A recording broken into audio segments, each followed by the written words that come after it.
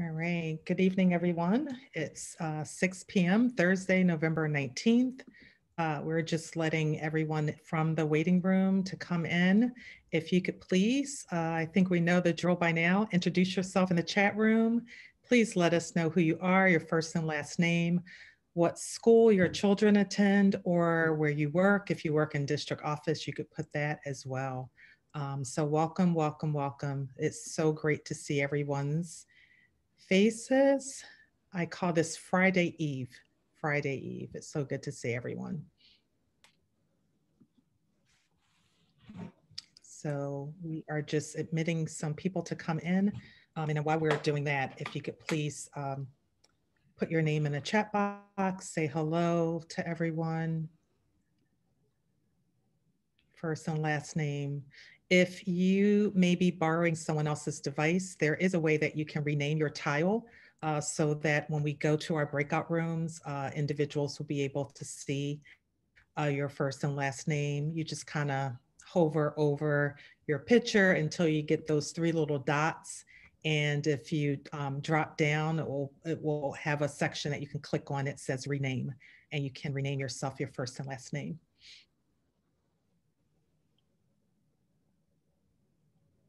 All right.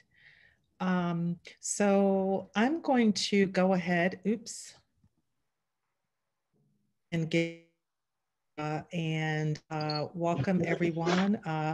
I'm Carol Kelly. I have the pleasure of serving as Superintendent of Schools. And I just want to double check that we are now recording our meeting. It is recording. Okay, very good.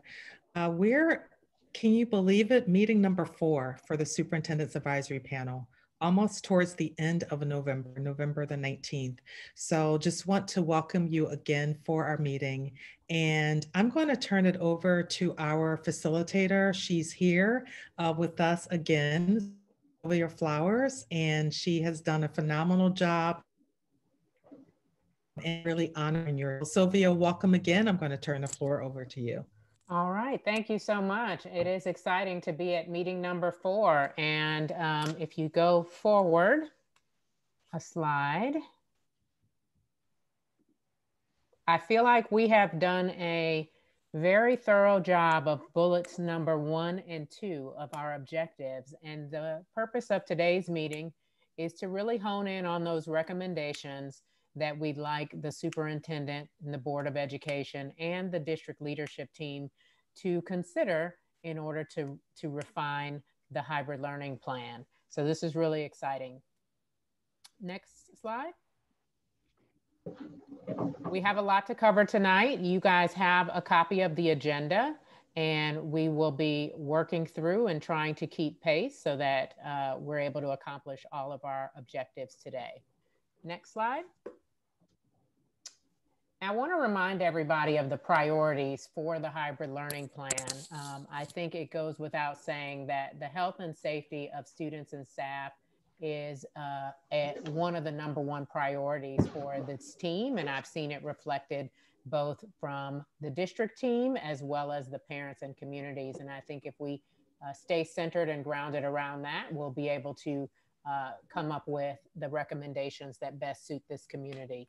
And then, of course, providing consistent, high quality learning experiences and keeping our commitment to equity as a district and ensuring that all students have access to a high quality education during this time that we're in. Next slide.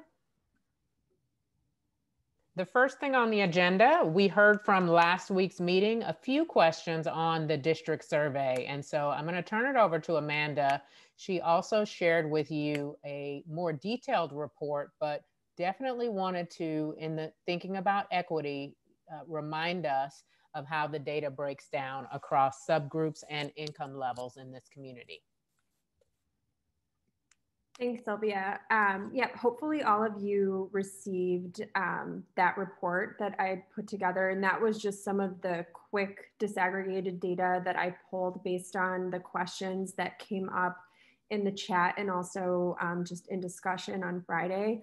So I think you know, the big question that was asked regarding the demographic data in terms of the big question was like, were there any major differences with how our families responded across racial ethnic groups?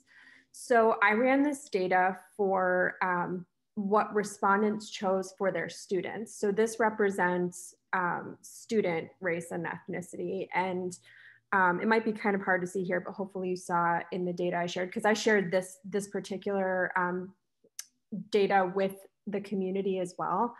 But really you'll see the big difference when you start to look at racial ethnic groups. If you see here, like we had over 60% of our white Caucasian families choosing hybrid versus full-time remote, where there were 40%.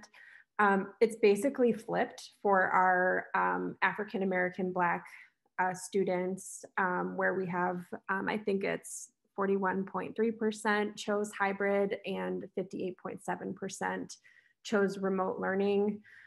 We also had, it was flipped for our Asian and Asian American students as well. So I just wanted to bring that to this group's attention as we discuss the impact that our decisions and our recommendations are going to be having. I know we keep saying over and over again, the equity needs to be at the center of, you know, of those considerations. And I want to make sure that we're thinking about who may be in a remote setting versus on site as we're thinking about that. So just, again, just wanted to bring it to your attention. You can go to the next slide, Dr. Kelly.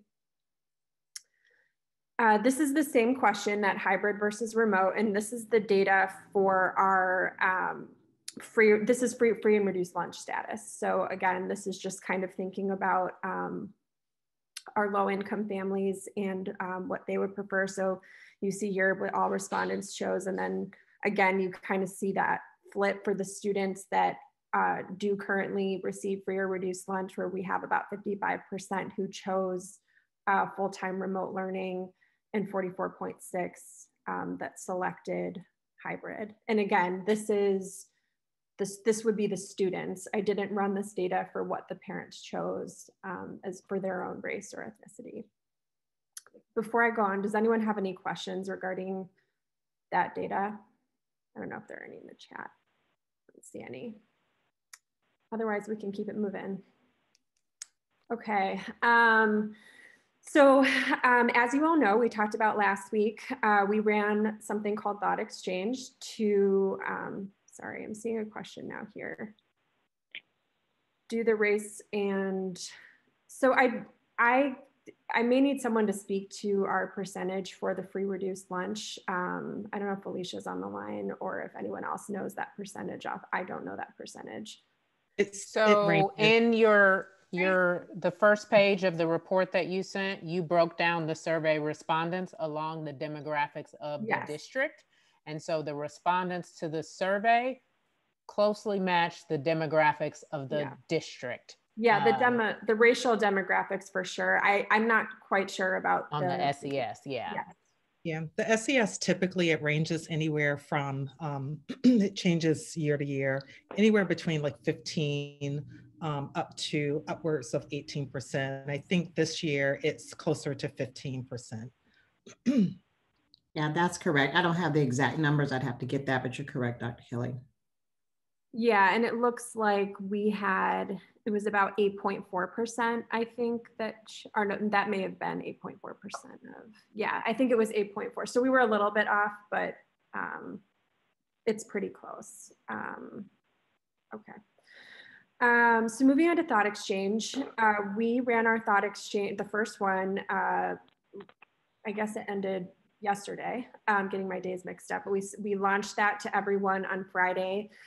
We had students, staff, and families participate. So again, just as a reminder, the purpose was to just allow like another platform for our stakeholders to provide feedback on the kind of in the context of the 3 major areas of improvement that we discussed. So really the idea was to provide a thought, and then you could go in and rate others' thoughts. And then throughout the week, we were kind of checking to see like what was happening. And it really, like, we got really good response. And if you go to the next slide, actually, this is the point I think I can share. If you click, Dr. Kelly, the next slide. And then if you click, that should bring up the slide deck.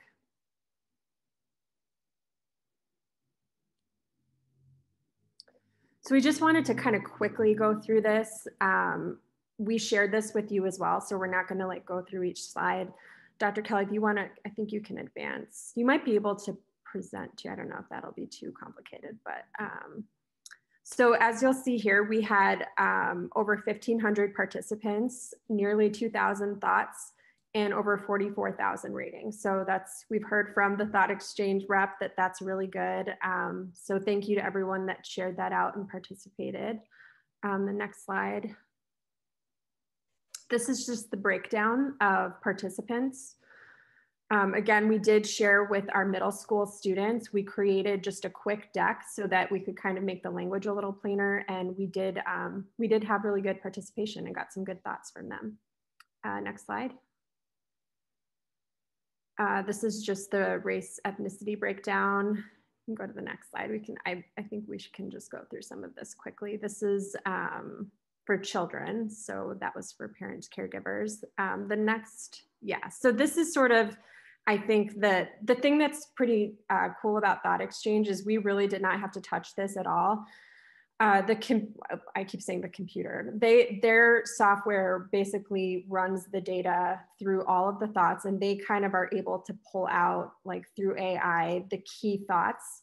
So you'll see here, and these are very much in alignment with what we've been discussing here. So the key thoughts being that I think considering the different needs of elementary and middle schools, maintaining that class teacher assignment. And then again, here is just considering different ages, different needs. Next slide. Here, these are just some of the top themes that emerged through those thoughts. Again, maintaining the relationships, current classes, base mass. There were a lot of comments about safety. So that really came through in the data. Next slide. And here it shows, and again, you have this deck, so you can kind of take a look, but these were just some of the highest rated thoughts within the theme of maintaining classroom teacher. Next slide. Same idea here, and I know this is kind of hard to see. It is in that PDF that I shared, and so you can open in your email. Next slide.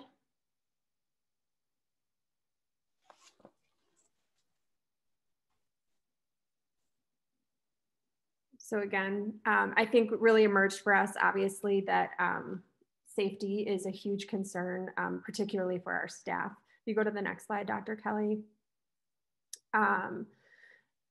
So here with the theme of safety, one of the things that Thought Exchange does for us is it really identifies not only like some of the common themes where people are agreeing on things, but also the differences among, like if within the theme of safety, we did kind of see obviously two different schools of thought. I guess, you know, we definitely had certain people who provided thoughts where they were very, very concerned about our procedures, things that we were going to be doing, whether or not we are going to be able to keep students and staff safe in a hybrid setting. And then you see, you know, kind of the opposite side where you have some people saying that, you know, schools are able to operate safely and things like that. And, you know, I think the thing that was, I said this to Dr. Kelly earlier, this is kind of our reality, right? Like these differences of opinion. And I think like, you know, it can be uncomfortable to kind of like live in that and to see it out in public, right? To really see those two sides. But I think this is something that we're dealing with. And I think to kind of see it in what was provided in Thought Exchange and to see, like, we did not curate this report at all. This all came from the AI. So, you know, I think it kind of said to me, like, this is our reality and we do need to deal with it. And I think, like, for us, we've had a lot of conversations today around the safety aspect and really understanding that we have some work to do to understand the staff concerns and also make sure that we are being responsive to make sure that everyone feels safe. Okay, next slide. This is the same deal with the maintaining teacher and class and consistency. You just kind of see the differences. Next slide. It also identified lunch. So again, we did not curate this at all. Like the main like topics that we identified, that all came through without us having to do anything in Thought Exchange. So and I will point out, Amanda, can I point out those, the circles at the top with the overlaying concentric circles, that represents the number of respondents on each side of this issue. So the part in purple is what's in common. And then you see on this, this particular issue, it's almost split down the middle in terms of side A and side B. Is that the right interpretation? Yeah, and then when we were going through this earlier, like for me, because I'm one of the like administrators on the Thought Exchange platform, I can actually go in and see the percentage of respondents. So within those 335, I can see the differences in demographics and like whether they're a parent, a staff member. So you really start to see, especially when we were digging into the safety one, because that's such a huge concern, obviously, you can see the differences in kind of where people are. And again, that just kind of gives us good information about like where we need to spend some time and kind of be responsive as we're moving forward. You can go to the next slide, Dr. Kelly. Yep, so that was it. We are going to be, they walked us through how we can share out a version of the dashboard with the community that really allows people to go through the thoughts. They can kind of search if there's like a key term that they're interested in. It's pretty cool, this dashboard. So it really, like, people can kind of just play with it as they wish. But we just wanted to kind of give you some of the key takeaways. Yes, so this next portion of our agenda is really going to focus on digging into these key takeaways. And you know, first and foremost, it came across loud and clear, and which may be undergirding a lot of the conversations that we're hearing, but safety, safety, and safety. Can't say it enough. We all are concerned about safety. And as Amanda said, as you guys dig into the work groups, we really want you to help us think about how we communicate, what needs to happen in order to bring that level of comfort to the community and staff. The next key takeaway was around the schedule, and that looks at both the middle and elementary school plans and the recommendation that those be different, and then also the number and length of days. So we're going to have some conversation about that before we dig into our breakout groups. And then lastly, as we've talked about many times, maintaining the current teacher and current relationships should also be a priority. So with that, we're going to ask staff members to talk a little bit about where we are with some of these concepts, what we've heard, and to clarify some messages. So I'm turning it back over to Amanda to sort of talk about what we've done around safety and health. So just to kind of get started, I just want to say again and remind, I know a lot of you have probably seen this already, but it is as part of ISB's, as part of the guidelines that they issued for school districts that would be transitioning back to on-site learning, there is a set of non-negotiable requirements if you are going to be on site around health and safety. So I just wanted to bring those back to the group and kind of remind you what those are.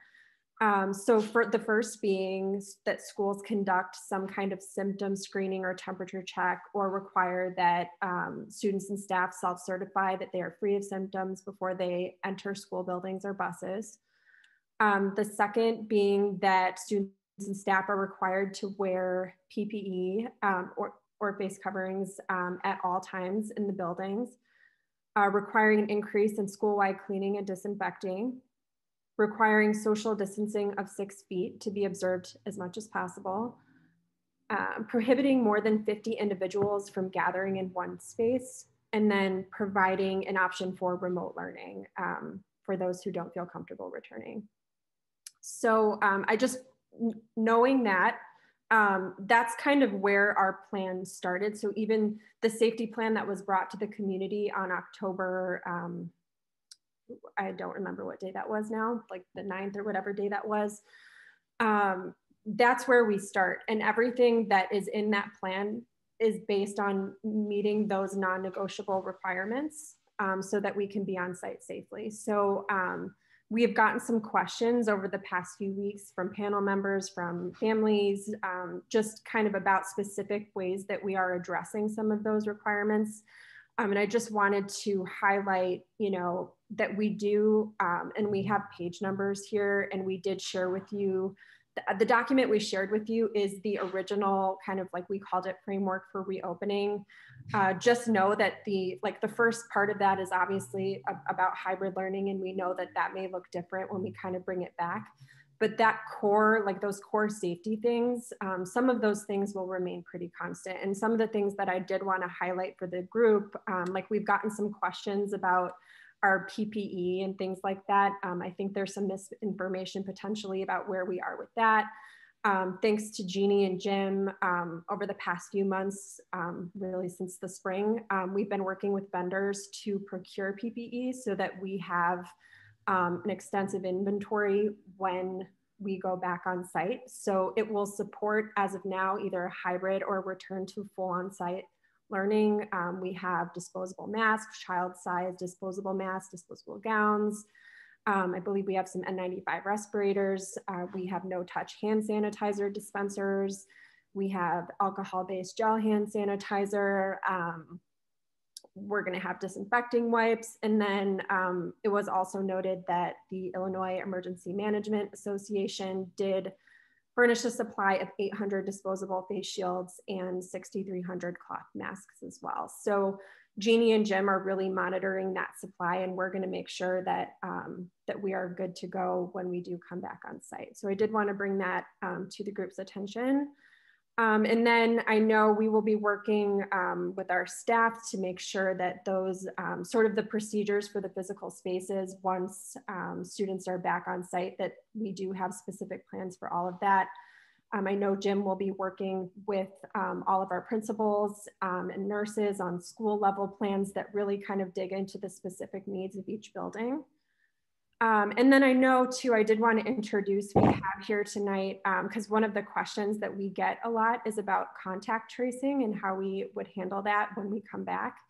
And we do have here tonight, Joseph Terry, who goes by JT. He's the interim director of public health for the village. And I believe he is here tonight, JT. I don't know if you are able to unmute, and if you could speak at all to how the village is working right now with school districts around contact tracing.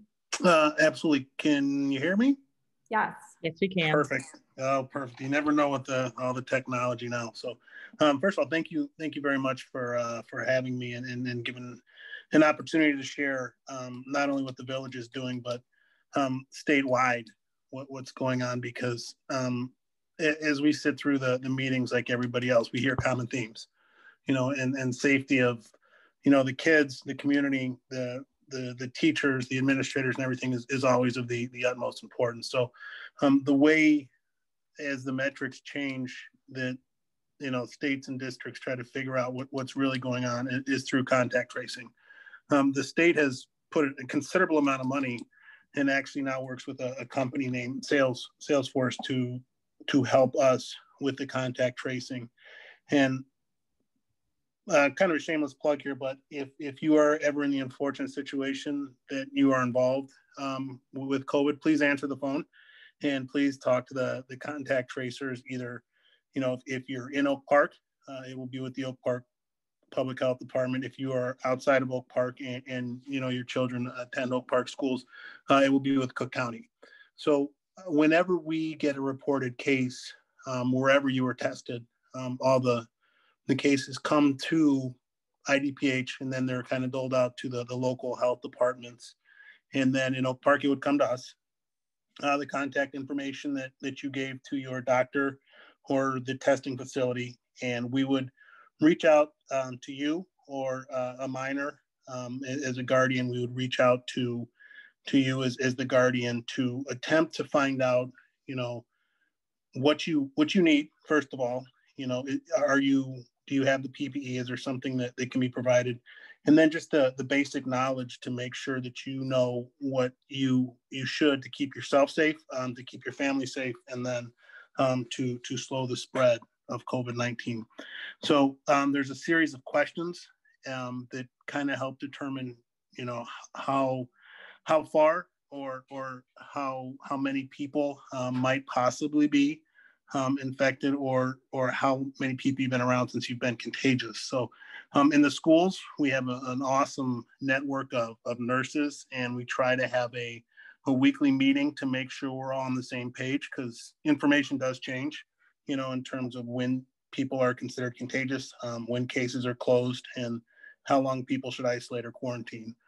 So I know that's kind of a long way around of the software is Salesforce, and this kind of allows us to keep a running tab on, you know, every positive case and start to make connections for, you know, small clusters or outbreaks that again, the ultimate goal here is the safety of everybody, either students, administrators, parents, or families. So, as we work through it, the Salesforce will actually be able to link people outside of Oak Park too. And again, continue the ultimate goal of keeping everybody safe. So I know it's a long way around, but if there's more specific questions, that's the bulk of how we contact trace and why we contact trace. So hi, and also congratulations on your new interim position. Oh, thank you. This is Carol. There is a quick question in the chat. It says, can you share the percentage of cases in Oak Park you are currently able to trace? And that was presented by one of our physician parents. Yes. Well, the percentage that we're able to contact is very high.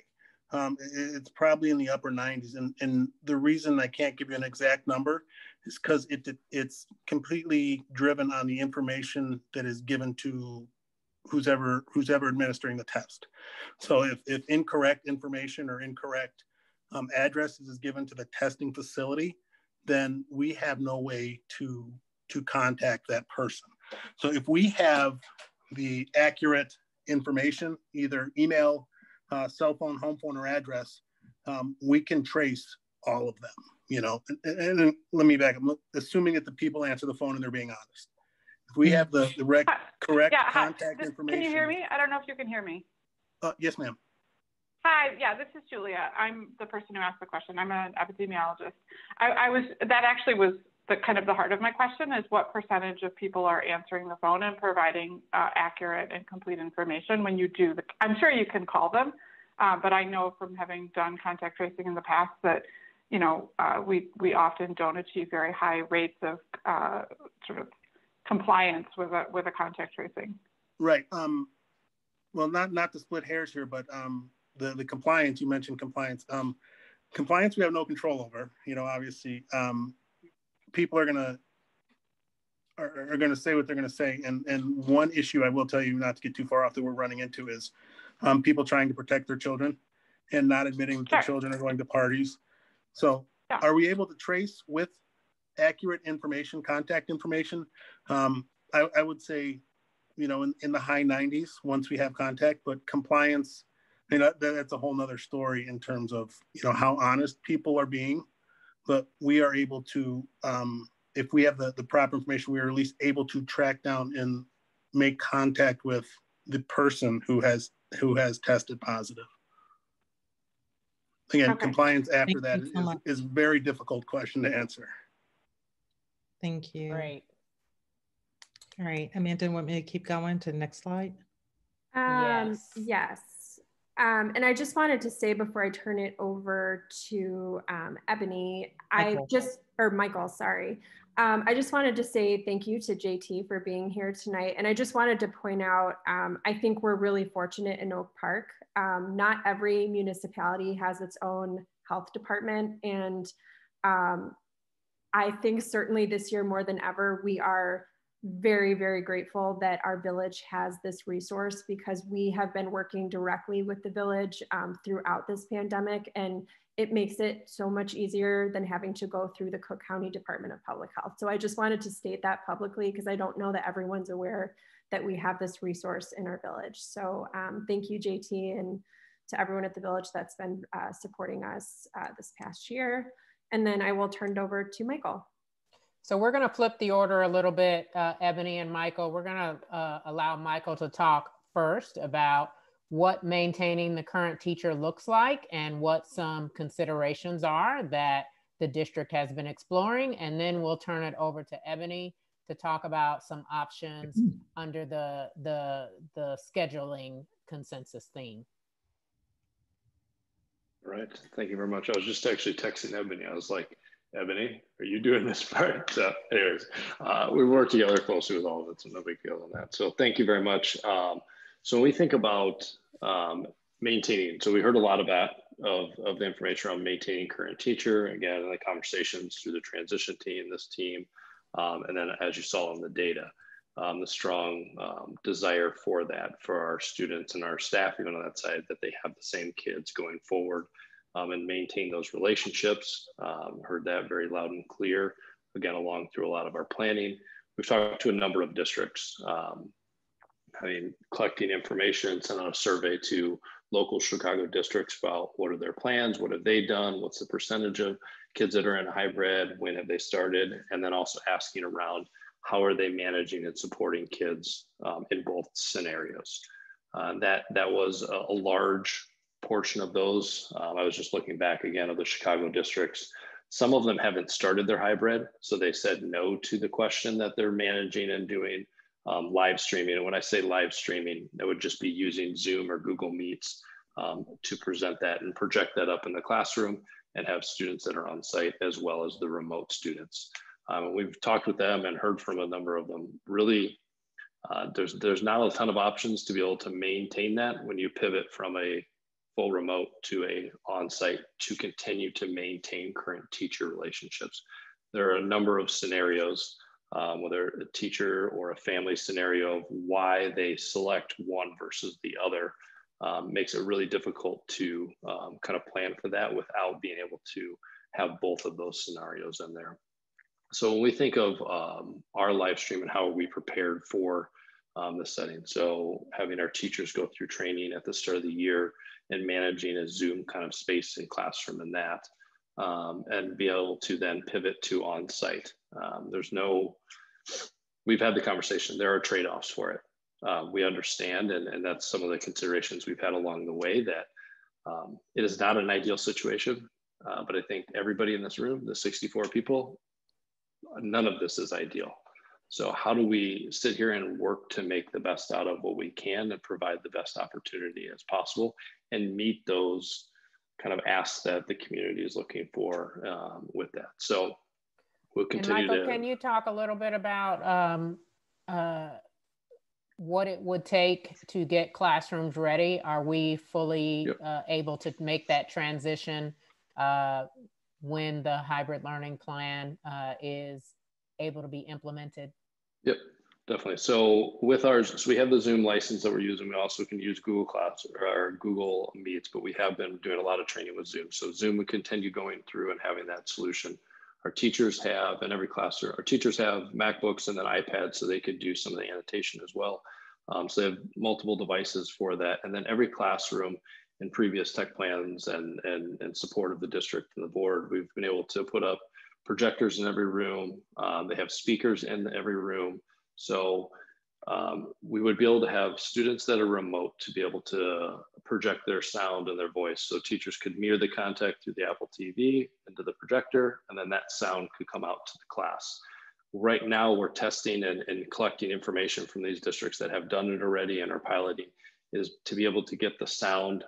Obviously, if the teacher's in front of their computer, that sound can project to the kids at home, but it's getting the students that are in the classroom, their voices and their responses to be able to then project. So I've got a number of solutions that we're doing some proof of concept right now to be able to do that. Again, we could spend, there are some solutions that are $1,000 that we could put up and it would address that per classroom. That's just not a budgetary thing that we could recommend for right now, or we think there are some other cost-effective solutions. So we are proof of concept, putting that together to be much less than that, where it's not a large expense that we would have to bring to the board to manage it. So we believe that we can do that, and we've heard from other districts that have done it. So we are in the process of doing that side. So thank you. Great, thanks. And so why don't we allow Ebony to kind of walk us through some of the things that we have been considering as it relates to the schedule and as it relates to creating separate plans for middle and elementary school. Sounds good. Thank you. And before I start, I absolutely have to acknowledge and thank Michael and his leadership of the subcommittee of teachers and administrators who have already examined all the models that we're going to review briefly tonight. This is literally their work. So Michael, please jump in whenever you want. So I just wanted to set the stage with a few considerations. I'm looking at the average elementary class sizes. What we're knowing or noticing is that until we know how many students will return, there's a question out there around, is cohorting actually necessary? So we won't be able to give a definitive answer on that, but we imagine that there will likely be a need to do so just because of what our class footprints look like. In terms of, you would think that you would be able to accommodate half a class in some spaces, but some classrooms have a maximum of 8 students who can be in that space when the 6 feet physical distance measure is used. So just kind of sharing this information so folks know kind of where our class size averages sit through schools. So we can go to the next slide. We also thought it was important as we were thinking about models, and we're super grateful for the folks who joined us from those 2 districts last week, but also wanted to lift up Oak Park River Forest High School's recent draft hybrid plan. And the TLDR version is that the hours that students will attend in-person instruction are from 8 to 12:35. Then they transition home for lunch and receive remote support for the remainder of their day. And due to the footprints of the classrooms, again, and the challenges with physical distancing, students will attend school in person for 2 days on site, followed by 6 days of remote instruction. And then that cycle repeats because they're using 25% as their marker. We can take the next slide. Ebony, before you go to the schedules, I just want to make sure we don't miss the question in the chat for Michael. So Gabby's asking if our network is up to handling teachers Zooming at the same time. I was just typing out a response, but I could tell you, yes, we have. We applied for a state consortium contract to increase the bandwidth. So our connection from the district office to every building has been upgraded by 10 times. So 1 gig to 10 gig. And then also our internet's been upgraded from 2 gigs to 10 gigs as well. And all of that was done under the state consortium. And it is at a cost of $0, which is awesome. We were able to cut back on some of our connection and save a ton of money for that. And then the long-term plan is partnering with our village, who will provide even more bandwidth and access throughout our building. So I'll put it in the chat so people can see it because I've already typed it out, but that's where we're at with that. Sorry to put you on the spot. Thanks, Michael. All good. Thanks. So we'll just kind of walk through the 3 options that have already been considered and briefly touch on the benefits and challenges inherent in each. The first is the elementary model that includes a half-day option where half the students would attend school in person from 8 to 10:30, then break for lunch and asynchronous instruction from 10:30 to 12:30. And then they would receive remote instruction from 12:30 to the end of the school day at 3 o'clock. The second group of students would follow the reverse schedule with remote instruction in the morning and in-person instruction in the afternoon. And you still have that lunch and asynchronous break in the middle of the day. So as you think about kind of the benefits and challenges inherent in this model, you can see that this allows for continuity of instruction and that students receive daily instruction and about 12.5 hours total of in-person support. The safety challenges that Amanda kind of outlined around eating lunch unmasked and that kind of thing are not present. And we think that childcare might be a bit easier to manage if students have a consistent daily schedule. The challenges in this particular model are really about kind of oversight of managing 2 entry and exit periods. So throughout the day, and also there will be a significant challenge in properly disinfecting the classroom spaces, which would result in likely needing additional resources to support that effort. Next slide. The next option, or option number 2. Can we pause for a minute, Ebony? Sure. There is a question about the 5-day option. Are groups A and B receiving the same instruction at the same time from the same teacher? Or is the remote instruction asynchronous and specials and electives? So that model actually allows for our ability to consider both, right? So you could potentially have remote instruction by our specialist teachers happening in the afternoon and in the reverse for the group B, or you could have full day live streaming. So it really kind of depends on where we need to go. And so are the teachers in this model live streaming? Could be. Depends on how we did. So it's a model that could go either way. So it's just a scheduling framework. So we could arrange again a full day live streaming where there'd be in-person and remote, or we could do that support with having that in-person, like our core classes in the morning and remote instruction with our specialist teachers in the afternoon. Thank you. So it's pretty all right. cool. Yes. The second option, oh, sorry, thanks, is actually our current option, but we got a ton of feedback around Friday being a really difficult day. So we made the adjustment of including that as Wednesday, leveraging Wednesday, and we can either use that as an alternating day over 2 weeks or a full remote day. So we made that adjustment. And then we also heard the call for probably more instructional time. So we went ahead and lengthened the day in the current model by 30 minutes. So elementary school hours would be from 8 to noon. Middle schools would attend from 9 to 1. You'll see that the pros are that the disinfection protocols can be implemented and the safety concerns raised by lunch are not present. However, of all the models, this model offers slightly less in-person instructional time at 8 to 10 hours a week of instruction in person. I'll go to the last model. So the final model for consideration is a full day hybrid, so an extension of what we just talked about, with the hours of instruction extended from 8 to 3 in the elementary schools and 9 to 3:30 in middle schools. This model offers the most in-person instructional time, and we would think that childcare might be a bit easier with a full day schedule. However, there would be considerable challenges in delivering lunch to students safely, and disinfection, deep cleaning would also need to take place after school hours, unless the remote day on that Wednesday is engaged.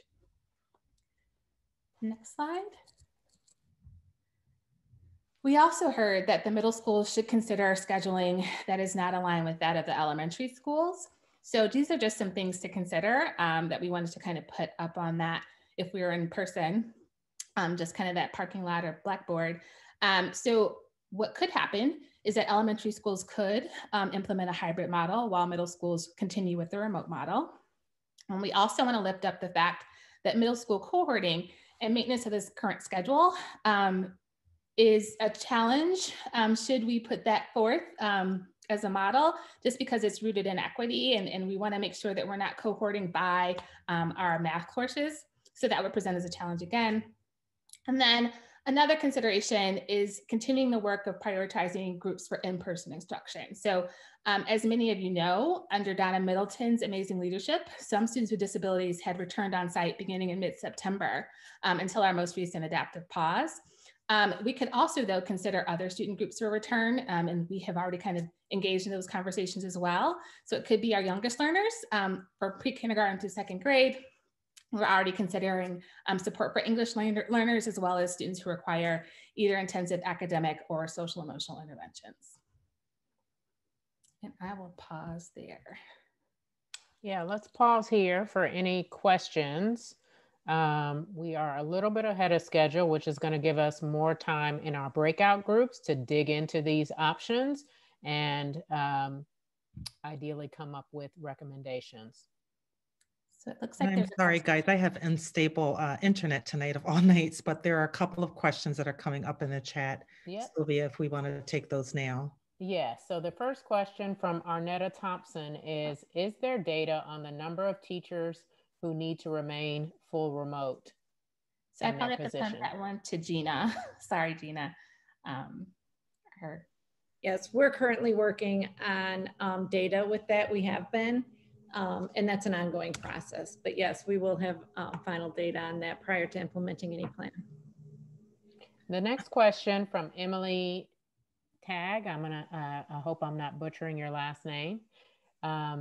If we only offered in person for pre-K through second grade, would there be enough larger classrooms to keep full class size? So I think the challenge, and Gina, you can correct me if I'm wrong, is not the space at that point, but would be the number of teachers needed to maintain full classrooms. Is that right? Correct. Okay.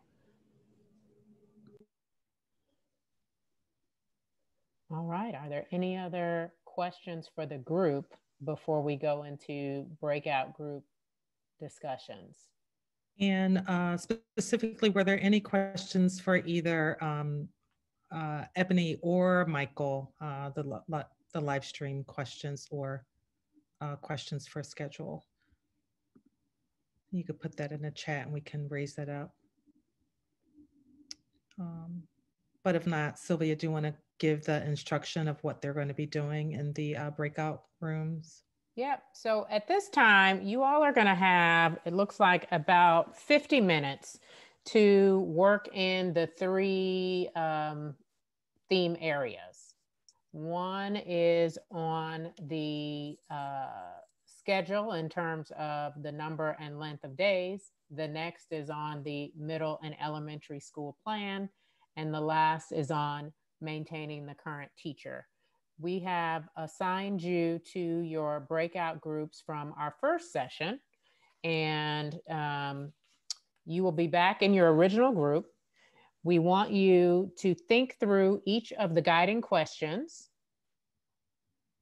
and we want your group to ultimately present a final recommendation. I'm sorry to interrupt, because there's another question in the chat. Oh, okay. Sorry.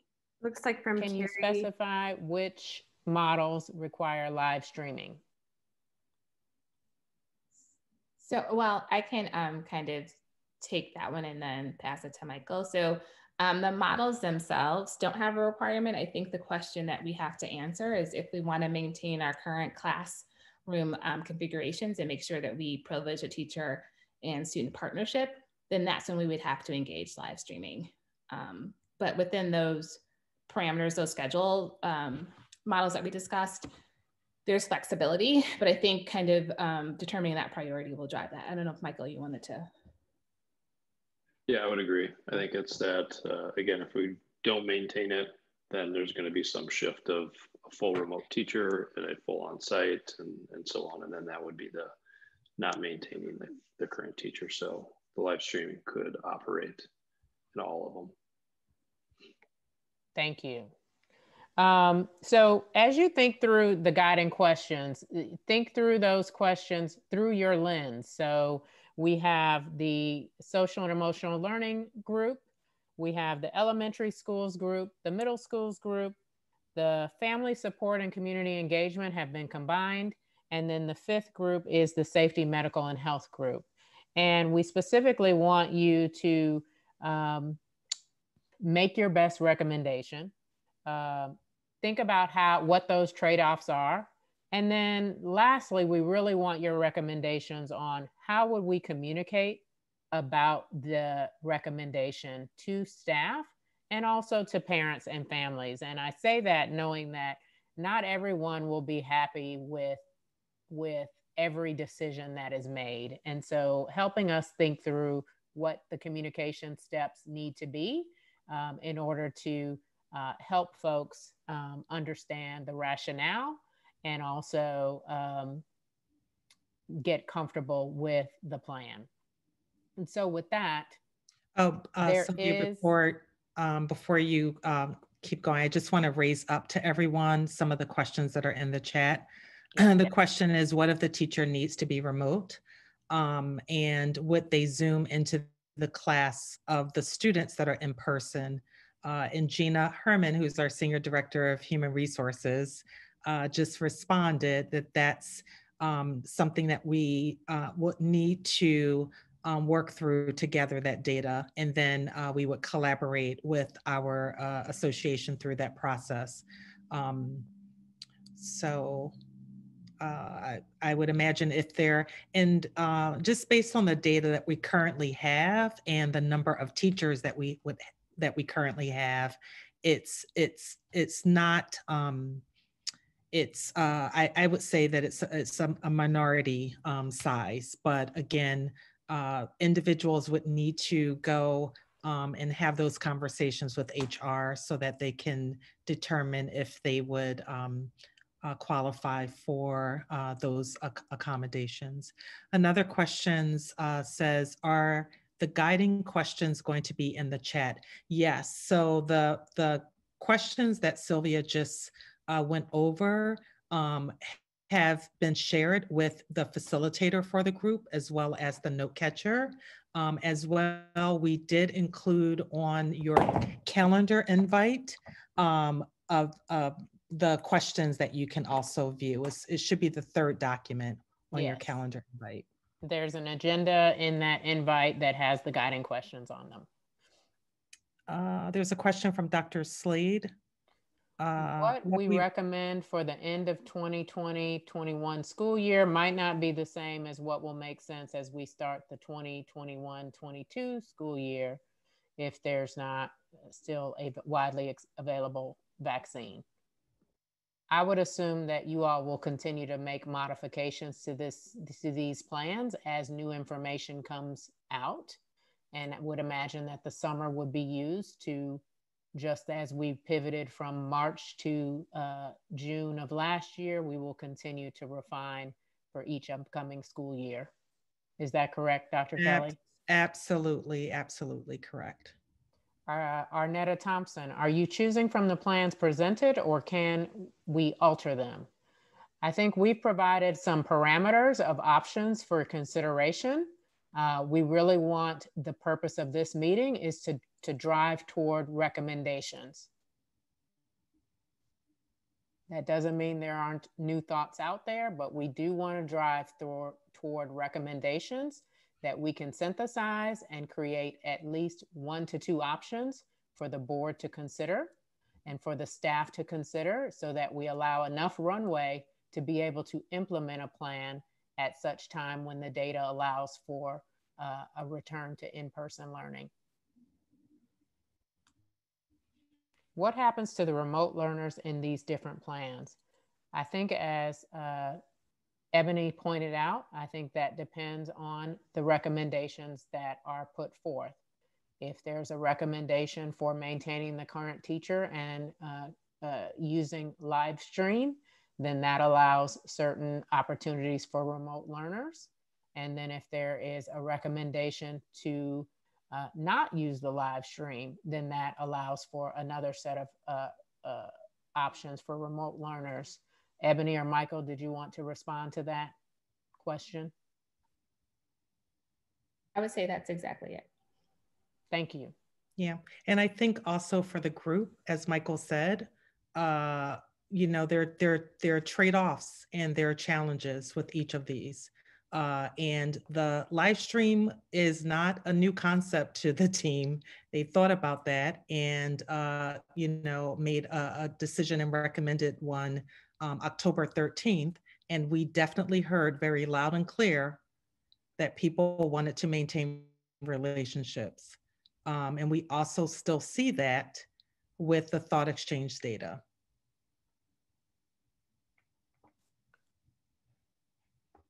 Arnetta's asking, well, I'm sorry, I don't want to skip Shilpa's comment about as people break out, I think it would be good to look at how many children have gone to partial enrollment because of the length of time on screen and how that may shape our decisions, which is a good point.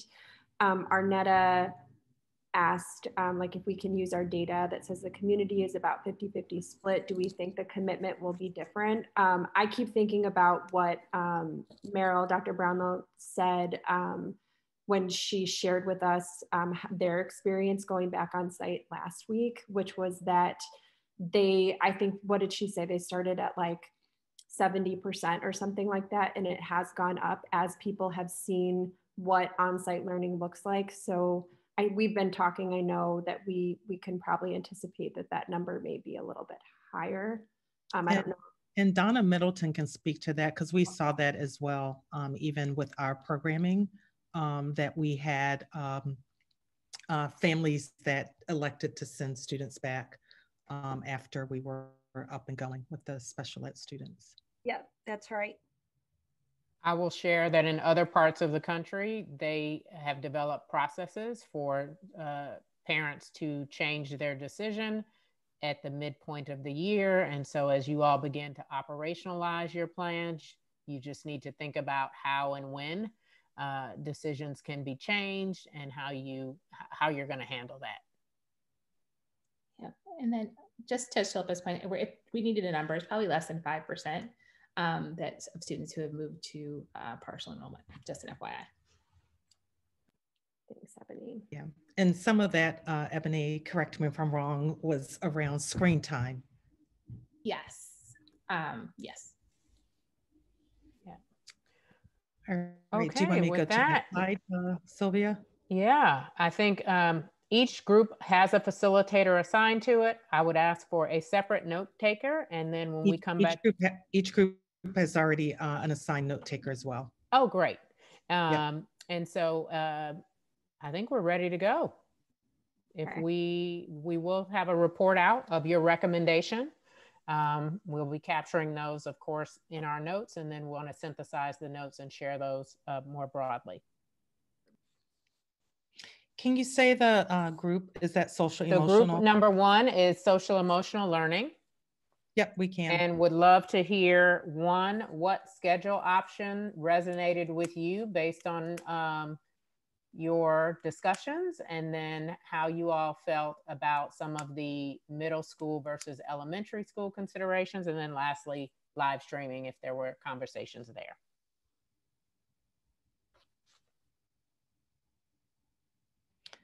Carrie, Cam, Yep. are you here? Okay. Yep, I'm ready. So we are the social emotional group. We really work to sort of frame our discussion with that lens. And with that said, and group, you jump in if I miss something. I did my best. It was a great conversation, so I had to keep reminding myself to like take notes.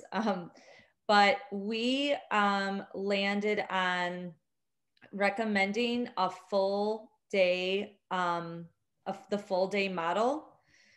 In terms, again, with that social emotional lens, we talked about it being a consistency.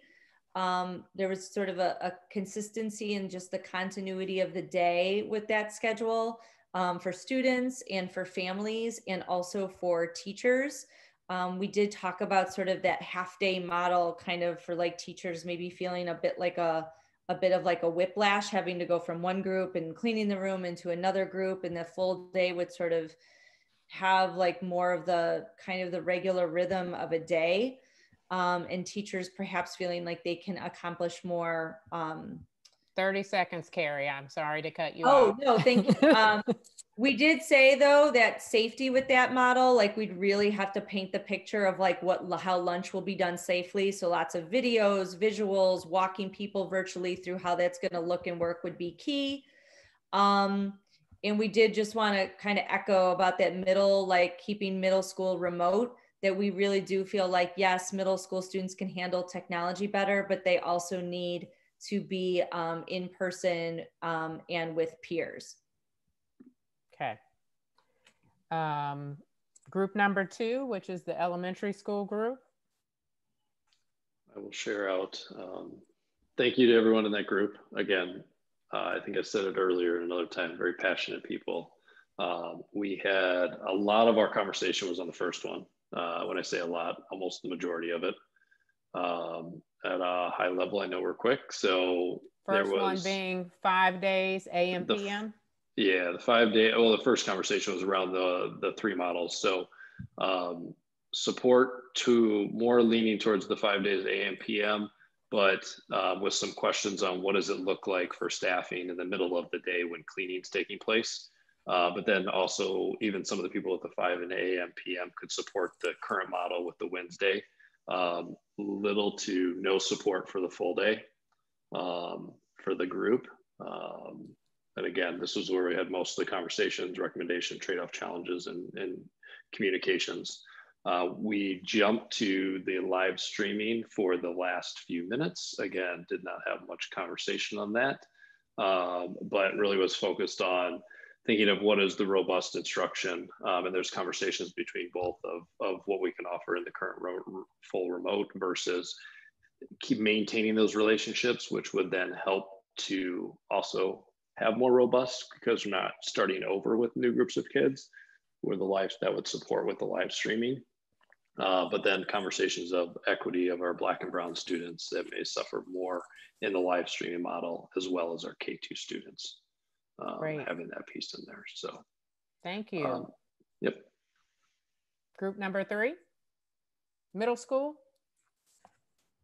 Jeremy? Oh, wow. What is your schedule recommendation, Jeremy? Oh, wow. I think what I heard was most wanted the Wednesday option, and I could be wrong, the one that had the 9 to 1 possibility, if I'm not mistaken. So the current model with Wednesday? Yeah, I believe that. Got it. Any other discussion, any other decisions, recommendations that we need to consider from your group? Certainly what I heard amongst everyone is that middle school should possibly remain remote, given the current situation and due to the vastness of both school buildings. I also was able to hear some thoughts about live streaming as well, and how that might be a little bit taxing, but also how it could also be a good functionality to have as well.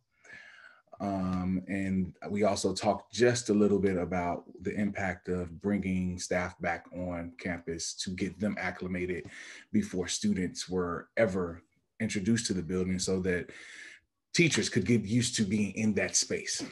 Absolutely, absolutely. And I know you guys have thought about how to phase in that return to school. Group number 4 was family and community engagement. 1 minute. That's Faith. Oh, I thought we were at number 5. Oh, is that, yeah? Is number 4 safety and medical health? Sorry. Yeah. Yeah, no worries. So we had some great conversation. I think we heard a lot of trade-offs and challenges about all the models. Our group landed pretty evenly between the AM, PM, and then option 2. So option 1 and 2, so the Monday, Tuesday, then Thursday, Friday. We also had discussion though about a full day, but ending early, so then teachers could have lunch with that. So there was some discussion about that, but the majority of our group was with AM, PM, and then part the Monday, Tuesday, Thursday, Friday. And we leaned a little bit towards the Monday, Tuesday, Thursday, Friday. Middle school, we wanted to keep remote, but I think, and this is very important, and our group agreed, where can we offer them some social activities, some clubs or something after school that parents, choose to send their students to. And then live streaming, we talked about the challenges. And then we also talked about how, keeping them together with the same teacher can be helpful. So there was some nice discussion, but it was short with the live streaming as well. Thank you. And our last group is family support and community engagement. All right, so our group, and again, I apologize for my camera, my internet's not super stable. However, we have the group is pretty much, it's a combination of parents within the community, but also our daycare providers, just to give you guys a lens.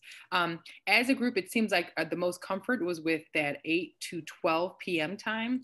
Similar to the other groups, there was conversation around, does it have to look the same at the middle school as it does the elementary school?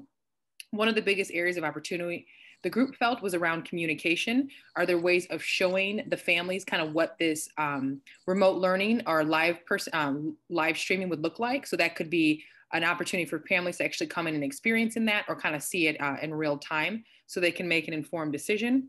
And there was also one more thing that was brought up about a third option, that for those families that would prefer just having a remote teacher only, would that be a possibility? So there would be a teacher, potentially that could mean having several students from various schools and even a larger classroom. But for those families that feel like it might be difficult to manage the live streaming and are also willing to potentially change their teachers, could that remote only teacher be an option as well? Did I capture everything, team? That sounds great. If you were the note taker or the facilitator, can you please email your group's notes to Amanda? We will be looking through those and making sure that we have all of your great recommendations and suggestions. Hopefully those have been captured in the note catcher. Sylvia, I think they took their notes using a Google Doc. So we actually already have access to it. Excellent. Excellent. So you don't have to email Amanda because we could see it already. Oh, I should have been doing that. Thanks, Dr. Kelly. Great, thank you. So as we think about next steps, I know Dr. Kelly has been extremely thankful for all of you all's hard work. And I too have enjoyed getting to know all of you and having the opportunity to spend this month together and learn about your community. The next steps for the district team is to review all of the stakeholder input that's been collected over this last month and throughout the summer, and to consider the notes and feedback that you all have provided here in order to go back and refine the plan and present options for the board and community to consider. Dr. Kelly, do you want to talk about the work ahead? I really see, just based on these conversations and also like reviewing and reflecting on the survey information and the thought exchange, particularly looking at how important safety is and what we're hearing from the staff around safety, that there really is a need to do a lot more listening and a lot more communicating with staff. So our staff has already shared with us their thoughts around safety. I think we have, what, Amanda, like 400 questions that have been submitted to us. And I really see the next step is not necessarily presenting a plan per se to the board, but more so like having a lot more listening tours and conversations around, and this is actually from Kisa mentioned this earlier, Board President Broy, you know, when you hear the term safety, it may mean different things to different individuals. So I think it's really imperative for the district to unpack from the staff, you know, like what does the district, what needs to be in place for you to feel safe regarding that return. And I think that that's very important for us to do that. So you should all have on your calendars a calendar invite to the December 1st meeting. Originally, when we put that on there, the concept was in my mind that we would have some type of joint meeting with the board. We probably won't do that on December 1st. But similar to the last meeting, you're all welcome. I will be providing an update to the board, and we'll definitely be keeping this group informed in terms of some of those listening campaigns. But this is not farewell. We will be in touch again, and I will communicate with you via email as to like what our next steps are. And let me just make sure that I am following all of the, have there been any discussion on having a town hall style meeting for staff? I definitely love that suggestion. We had planned town halls, but took a pause break after the October 13th meeting. So I don't see, are there any other questions before? No, I think that's it. Did a do? So listen, you guys know the 17-18 school year, I lost both of my parents, my mom really unexpectedly right before Thanksgiving. So I never, ever, ever, ever like try to miss an opportunity to let folk know how grateful I am for them being in my life. To all 70 some odd of you, I am so grateful. Thank you for 2 hours out of your evening that you've spent with us, because you just never know. This might be my last opportunity to say that to you. So thank you very much for taking the time and spending time with us. Sylvia, thank you for facilitating this evening.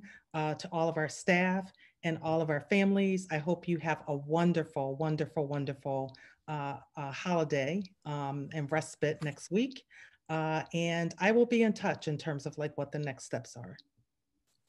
Thank you. Great. Thank you guys. Thank you to everyone. Thank you all. Thank you.